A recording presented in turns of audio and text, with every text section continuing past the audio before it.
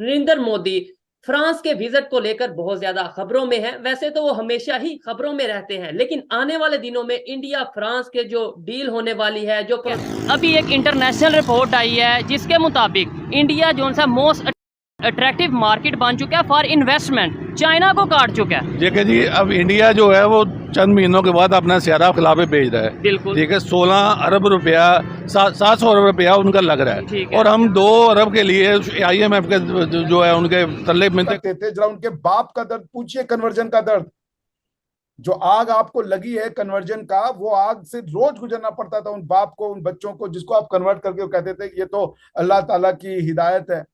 तो सिक्योरिटी नहीं शायद मिलेगी, सिक्योरिटी नहीं मिलेगी। और जो पहले कंपनी इधर काम कर रही हैं, जहाँ के हालात देखे वो सब भाग रहे हैं। खबर के मुताबिक मैकडोनल्ड्स यहाँ से जाता नजर आ रहा है। यहाँ से वो अपना क्या नाम लेते हैं, शेल का जो पंप है वो जाते नजर। अमेज़न तो ऑलरेडी यहाँ से जा चुका है। ठीक है, तालिबान के साथ बड़े अच्छे टर्म्स हैं और वो पाकिस्तान की जान छुड़ाएंगे TTP से, लेकिन अब उन्होंने साफ झंडी दिखा दी है पाकिस्तान को। वो कह रहे हैं जी आप जाने, आपका काम जाने। तो वो जाने नहीं देना चाहते। अभी आपको मैं लास्ट पॉइंट को कहूंगा, देखिए EU को बिजनेस दिया, इंडिया ने 36 राफेल खरीदे।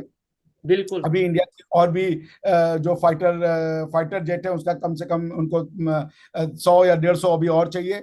उसके लिए भी जो फ्रांस है वो नहीं चाहता। चंद्रयान 3 की अगर बात करें, जो वो भी मून मिशन के ऊपर जाने वाले हैं, क्या वजह समझते हैं कि इतनी तेजी से वो डेवलपमेंट की तरफ चले गए और चाइना को काट गए इन्वेस्टमेंट के हवाले से, मार्केट के हवाले से? जय हिंद दोस्तों, वंदे मातरम। आप सभी का स्वागत है द इंडियन काफिर चैनल के एक नए वीडियो में। दोस्तों, भारत प्रत्येक दिन ऊंचाइयों के स्तर को छूता जा रहा है, वहीं पाकिस्तान प्रत्येक दिन गहराइयों के स्तर को छूता जा रहा है। अभी भारतीय प्रधानमंत्री नरेंद्र मोदी फ्रांस दौरे पर गए हैं, जहां पर वो फ्रांसीसी राष्ट्रपति के साथ परेड का हिस्सा बनेंगे, मार्च पास्ट देखेंगे और कुछ अन्य डीलों पर साइन भी करेंगे।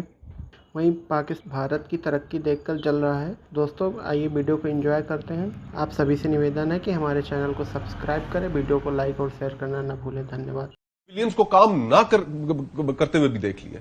आखिर हमने इस मुल्क को चलाना क्या? रीजन में आप देखें, बांग्लादेश के अंदर आज क्या कॉन्ट्रडिक्शंस नजर आ रही है आपको? तरक्की कर रहे हैं। इंडिया के अंदर क्या नजर आ रही है? तरक्की कर रही है, लेकिन उसकी डेमोक्रेसी पॉलिटिक्स के ऊपर नहीं जाते। उसके अंदर मसाइल बहुत ज्यादा है। बट हमारी प्रिंसिपल कॉन्ट्रडिक्शन क्या है? हमारी प्रिंसिपल कॉन्ट्रडिक्शन, अगर हम फेयरली बात करें तो यह है कि ये मुल्क चलाना किसने, ये कॉन्ट्रडिक्शन है ना। क्या आज सियासतदानों के पास आपके ख्याल में इतनी लिबर्टी है? माजी के अंदर मियां नवाज शरीफ साहब ने कोशिश करके देख ली, पीपल्स पार्टी ने, आसिफ जरदारी साहब ने कोशिश करके देख ली, क्या वो इंडिया के साथ ताल्लुकात ठीक कर सके? क्या आज हुकूमत ये फैसला करने का इख्तियार रखती है कि वो इंडिया के साथ ट्रेड कर सके? ये एशियन सेंचुरी है ना, इसमें चाइना और इंडिया उभर कर सामने आ रहे हैं। G20 का वहां पे वो हो रहा है, SCO हो रही है। कोई इनकार कर सकता है इससे? क्या हम इंडिया के साथ ट्रेड कर सकते हैं? फिर भी क्यों नहीं कर सकते? मैं बताऊं क्यों नहीं कर सकते। क्यों नहीं कर सकते? लेट्स बी फेयर बात करें ना। ये होनी चाहिए, सारों का मेरे ख्याल इस पे एग्रीमेंट होगा। ये हमें पिछले कुछ दिनों से कंट्रोवर्सी भी चल रही है। प्रॉब्लम ये है कि अगर आप हुकूमत में होंगे, ट्रेड करेंगे, ये ऑपोजिशन कहेंगे बेच दिया। ये हुक्मरान अपने मुल्क के साथ मुखलिस हैं। अच्छा, अवाम का सोचते हैं। हमारे हुक्मरान अपने सिर्फ अपना पेट भरने के लिए, अपने कमीशन बनाने के लिए, अपने पैसे बाहर इकट्ठे करने के लिए। आपने बोला उनके हुक्मरान उनके अपने मुल्क के बारे में सोचते हैं, लेकिन यहाँ पे हमारे हुक्मरान तो उनके मुल्क के बारे में सोचते नजर आ रहे होते हैं। वहाँ के मुसलमानों की बात कर ली, कश्मीर की, मतलब अपने घर को छोड़ के हम उनकी सोच के बारे में सोचने। ये भी और मैं भी, ये सऊदी रिटर्न का हाल है कि हम इधर आके मजदूरी कर रहे हैं। ठीक है, इधर आके हम 1000 रुपया मुश्किल कमा रहे हैं और घर का बिल 15,000 रुपया आ रहा है। बिजली का 18,000 19,000 रुपया ये अभी मेरे पास है नहीं।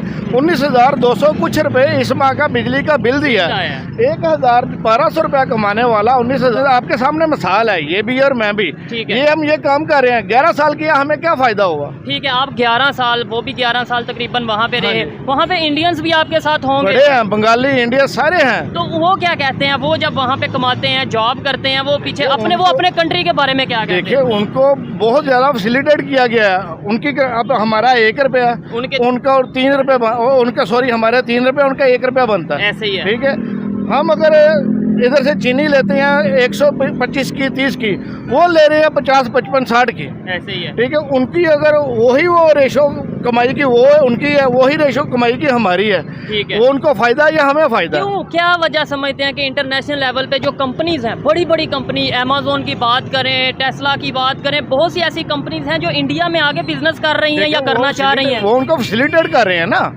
देखें, बिजली उनको दे रहे हैं। अभी जैसे आपने पहले सुना, और देखिए यूरोप की अगर आप जियो पॉलिटिक्स को समझे ना, तो यूरोप में भी ब्रिटिश वर्सेस कॉन्टिनेंटल यूरोप चलता है। तो ईयू को पहले ही ब्रिटेन ने एक झटका दे रखा है, ब्रेक्सिट ने ईयू के कॉन्सेप्ट को काफी वीकेंड किया था।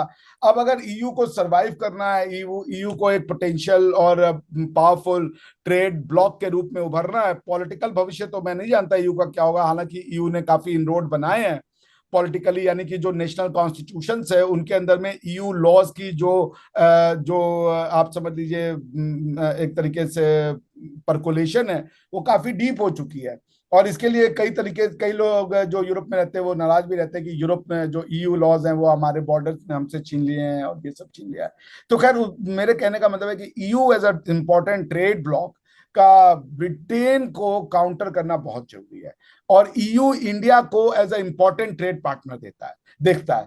ईयू इंडिया को 3 तरीके से चाहता है कि India should become the natural supplier of और most of is trade goods and services, जो कि उनको बाहर से चाहिए। जैसे आप देख लें आईटी का सॉफ्टवेयर हो गया हमारा, प्लस हमारा जो ह्यूमन रिसोर्स है, ट्रेंड ह्यूमन रिसोर्स है, पोलाइट ह्यूमन रिसोर्स है। आप कभी इंडियन को कहीं नहीं देखिएगा जर्मनी में या फ्रांस में आग लगाते हुए, या 2000 इंडियन जुट गए और उन्होंने जाकर के कहीं आग लगा दी कि हमारे इंडियन, जबकि इंडियंस के साथ बहुत ज्यादा जाति वहां होती है। But Indians law abiding citizen है, वो लॉ के ही हद में अपनी सारी की सारी जो रेमेडीज है वो ढूंढते हैं। वो एक्स्ट्रा लीगल रेमेडीज के लिए नहीं जाते कि इकट्ठे हो जाओ 10-5 हजार लोग और पुलिस को आग लगा दो, शॉपिंग मॉल लूट लो। That is not what makes us Indian. So इसलिए इंडियन जो है एक नेचुरल ह्यूमन रिसोर्स सप्लायर भी हैं। प्लस आप ये देखिए कि जो उनके एक्सपोर्ट इंपोर्ट है, ईयू जो है वो कैपिटल गुड्स का एक बहुत बड़ा एक्सपोर्टर है, हम कैपिटल गुड्स के भी बहुत बड़े इंपोर्टर है, और उसी तरीके से हम सॉफ्टवेयर और सर्विसेज के बहुत बड़े एक्सपोर्टर है, और ईयू इसका बहुत बड़ा इंपोर्टर है। तो हमारा ट्रेड बैलेंस यहाँ थोड़ा सा होता है। तो it's a strategic comprehensive body. अभी देखिए इसके बाद ये जो होगा, इसके बाद मोदी जी मतलब ये बेस्टल डे पे फ्रांस के साथ जो इनका ऑनर होगा, इसके बाद मोदी जी तुरंत स्टॉप ओवर के लिए यूएई में जाएंगे। वहां पे इंडिया फ्रांस यूएई का जो है वो एक अलायंस बना है, जो कि COP 28 यानी कि कॉन्फ्रेंस ऑफ पार्टी 28 जो है उसको उसके रिगार्डिंग वो बात करेंगे। वहाँ के जो प्रिंस हैं और जो किंग है जायद बिन समथिंग नाम है उनका, उनके साथ, और उसके बाद इंडिया वो चले आएंगे। तो देखिए इंडिया फ्रांस की जो पार्टनरशिप है ये कॉम्प्रिहेंसिव है, ये क्लाइमेट के लिए है, ये जियो पॉलिटिक्स के लिए है, ये जो इंपोर्ट एक्सपोर्ट ट्रेड के लिए है, इकोनॉमिक्स के लिए है, ये हर चीज के लिए है। और फ्रांस इंडिया को वो तवज्जो देना चाहता है, क्योंकि ईयू इंडिया का जो ट्रेड है वो आज इंडिया की नजर से दूसरा या तीसरा है। तो both the countries stands benefited from each other. तो वो जाने नहीं देना चाहते। अभी आपको मैं लास्ट पॉइंट को कहूंगा, देखिए ईयू को बिजनेस दिया, इंडिया ने 36 राफेल खरीदे। बिल्कुल। अभी इंडिया की और भी जो फाइटर जेट है उसका कम से कम उनको 100 या 150 अभी और चाहिए। उसके लिए भी जो फ्रांस है वो नहीं चाहता कि इंडिया के साथ संबंध खराब हो।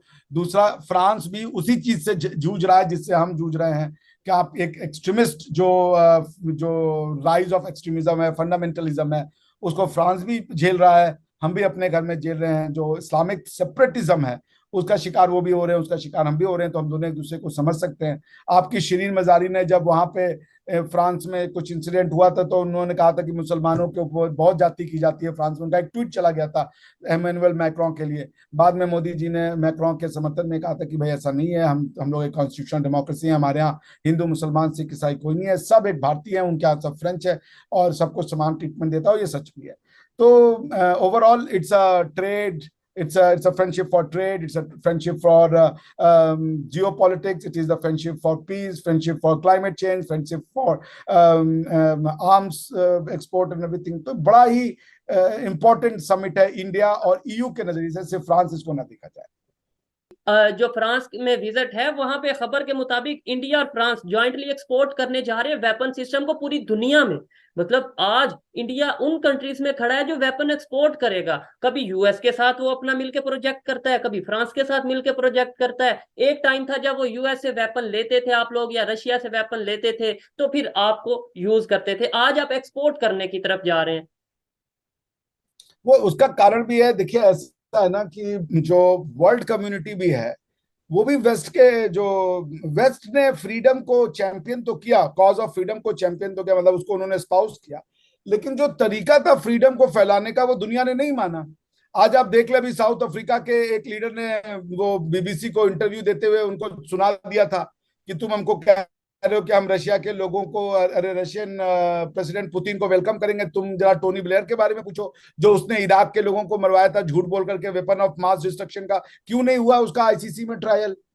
साउथ अफ्रीका के प्रेसिडेंट सही पूछा कि वेस्ट ने इराक को तबाह बर्बाद किया, लिबिया को तबाह बर्बाद किया, उनके जैसे भी रूलर थे भाई, उनका पर्सनल मैटर था। आपने जाकर के वेस्ट एशिया में आग लगा दी, पहले पेट्रोल के नाम पे, फिर उसके बाद दूसरी चीजों के नाम पे वेस्ट एशिया पे आप आग लगाते रहे हो, उनके लोगों को आप मारते रहे हो। तो आज वेस्ट एशिया भी वेस्ट के ऊपर तैयार करने, वो तो वेस्ट एशिया के जो घराने हैं चंद चूंकि वो अमरीयत है, तो वहां पे उनको अपनी सुरक्षा के लिए वो बैठे हुए हैं अमेरिका की गोद में, वरना उनकी जनता तो नहीं पसंद करती अमेरिका को। तो इंडिया की लीडरशिप को सब मानने को तैयार है। इवन जो अमरीयत है वो भी चाहती है कि इंडिया आए, क्योंकि इंडिया की एक एक्सेप्टेंस है। इंडिया जाता है दुनिया में योगा देता है, और अमेरिका जाता है दुनिया में तो बम गिराता है। हमारे और उनके में बहुत अंतर है। अमेरिकन कंपनी आएगी आपके यहाँ पे कि हमसे ले लो वैक्सीनेशन, उसके बदले में कहेगी अपना जो है तुम ये टैंक मत बनाओ, हमसे टैंक खरीदो, हमारा वेपन खरीदो, 50 कंडीशन रख देगी। हमारे यहाँ का वैक्सीनेशन बनेगा तो हम कहेंगे जाओ आप भी ले जाओ, क्योंकि हम क्या विश्वास करते हैं कि वसुधैव कुटुंबकम, कि